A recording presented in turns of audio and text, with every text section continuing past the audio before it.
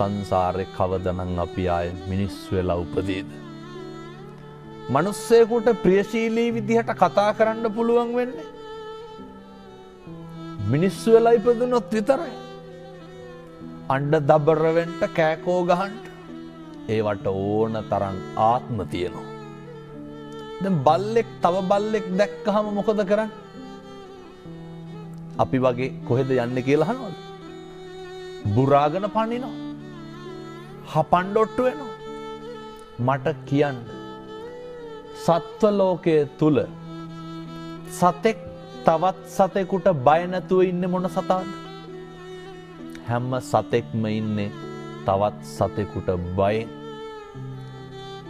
හැම සතෙක්ම ඉන්නේ තවත් සතෙකුගේ ග්‍රහණයට ලක් වෙයි කියලානේ. පැහැදිලිද මම මේ කියන එක මනුෂ්‍ය ආත්ම භාවයේ තියෙන වටිනාකම? මේක තේරුම් නොගන්න තාක්කල් බනහන එකේ අර්ථයක් නැහැ. කෙනෙකුට දෙන්න පුළුවන් දෙයකට තියෙන්නේ වතුර වීදුරුවක් නම් ඒක බොහොම ගෞරවයෙන් දෙන්න. ඒක බොහොම ඕනෑකමින් දෙන්න. මෙහෙම දේශනා කරන්නට හේතුව තමයි පින්නතුනේ අපිට සංසාරේ කවදනම් ආයේ මිනිස්සෙකුට මම මේ වතුර වීදුරුවක් කීවේ මේක බොහොම සරල දෙයක් රුපියල් 50ක්වත් යන්නේ නැහැ.